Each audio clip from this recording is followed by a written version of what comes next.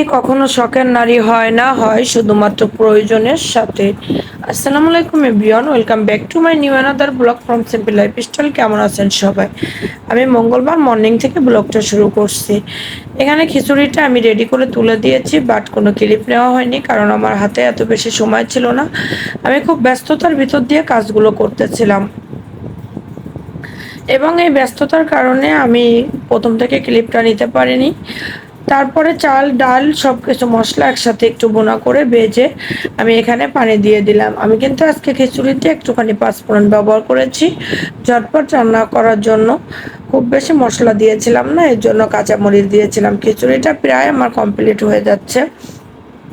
Multi কুকারে সাধারণত আপনি 1.5 পট চালের খিচুড়ি রান্না করতে পারবেন।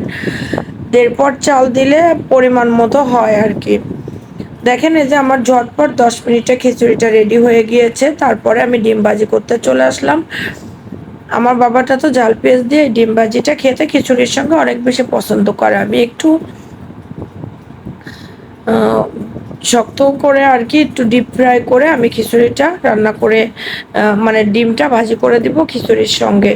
আজকে বড় ভিডিওতে ভয়েস ওভারটা করতে পারেননি কারণ ভালো লাগছিল না দুপুরের পরে যে ভয়েসটা দেওয়ার জন্য, ভিডিও এডিট করতে।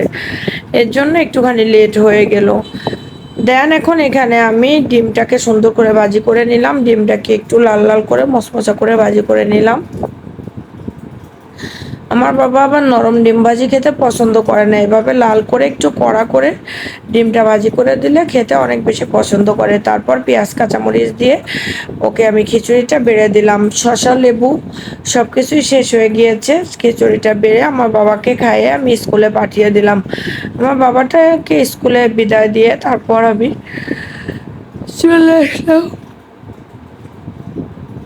বাজারে গিয়েছিলাম, বাজার করতে গিয়েছিলাম। সেখান থেকে বাজার শেষ করে, বাজার করতে বলতে একটু দূরেই গিয়েছিলাম, সেখান থেকে বাজার শেষ করে আসলাম। এখানে এনেছিলাম পর্দা, কিনে এনেছিলাম আমার বেডরুমের জন্য। বেডরুমের পর্দাগুলো নষ্ট হয়ে গিয়েছিল, সেখানকার পর্দা এনেছিলাম। আরও 2 পিস আনতে হবে, একটা জায়গা বাদ আছে আর কি দিতে, ড্রয়িং রুমে।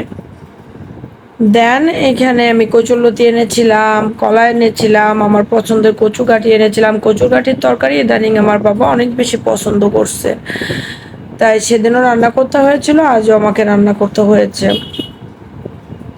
তারপর কিছু বাজার শেষ হয়ে গিয়েছিল, আমার বাবার জন্য কিছু খাবার খাদ্য নিয়ে আমি বাসায় চলে আসলাম। আসার পরে আমার বাবাটা তো টিফিনে ভেবেছিলাম যে আসবে, বাট এসেছিল না কারণ পথে ঢালাই হয়েছিল, রাস্তার সামনে কাজ চলছিল, এর জন্য আমার বাবাটা আর আসতে পারেনি। তারপর এখানে আমি কচুরলতিগুলো কেটে বেছে নিয়েছি। এখন আমি কচুরলতিতে কিন্তু লবণ মেখে রেখেছিলাম, তারপর ক্লিন করে এনেছি সুন্দরভাবে।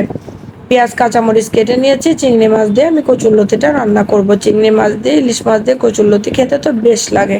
সেদিনের কচুরলতিটা আমার পুড়ে গিয়েছিল, খেতেও খুব খারাপ লেগেছিল। কচুরলতি আমার এত পছন্দের একটা সবজি, বাট সেদিন অনেক বেশি খারাপ লেগেছিল যেদিন ইলিশ মাছ দিয়ে রান্না করেছিলাম, কারণ নিচ থেকে লেগে গিয়েছিল।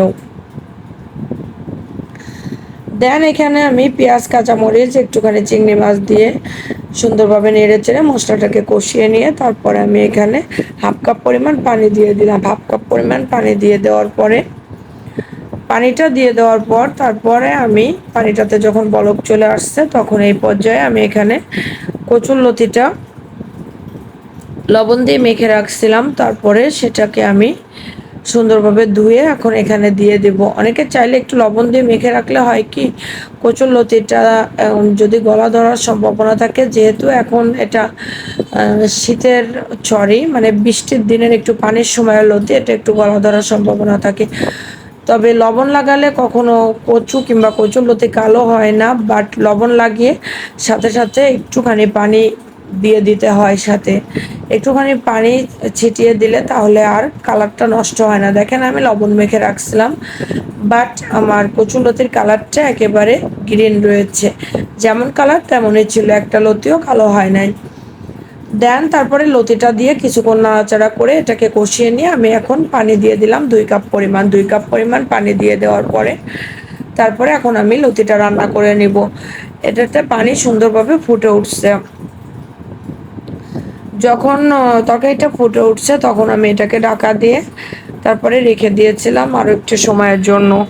রেখে দেওয়ার পরে দেখেন এখন লতির তরকারিতে কিন্তু আপনারা কিন্তু খুব বেশি ঝোল রাখবেন না। ঝোল রাখলে কিন্তু গলা চুলকানোর একটা সম্ভাবনা থাকে। এই পর্যায়ে আমি চেক করলাম, দেখলাম যে এখনও অনেকটা ঝোল আছে। এখন আমি চুলার আঁচটা একটু লো করে দিয়ে কিছুটা জিরা গুঁড়া উপরে ছিটিয়ে দিয়ে তারপরে আমি ঢাকা দিয়ে রেখেছিলাম আরও 20 মিনিটের জন্য। 20 মিনিট পর ফিরে আসলাম, দেখেন আমার লতিগুলো কতটা গলে গিয়েছে এবং সফট হয়েছে, খেতেও কিন্তু অনেক বেশি মজা হয়েছিল। আমার কাছে তো বেশ লেগেছে লতি চিংড়ি খেতে। আপনারা কে কে পছন্দ করেন এভাবে লতি চিংড়ি খেতে কমেন্টে জানাবেন। তারপর এটা নামিয়ে পরে আমার বাবা চলে আসলো বাসা। আমার বাবা তো 5টা 5:30 বেজে যায়। আমার বাবা বাসায় আসার পরে খাওয়া দাওয়া শেষ করে